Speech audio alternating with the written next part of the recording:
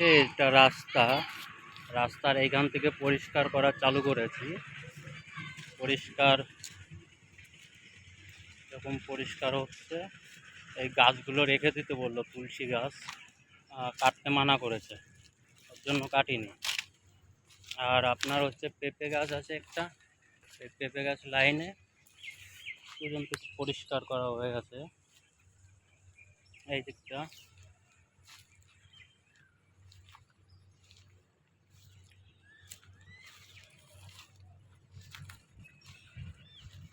যতটা বলেছিল পরিষ্কার করে, তারপর লাস্ট ভিডিও পাঠিয়ে দেবো আপনাদের, দেখতে পাবেন।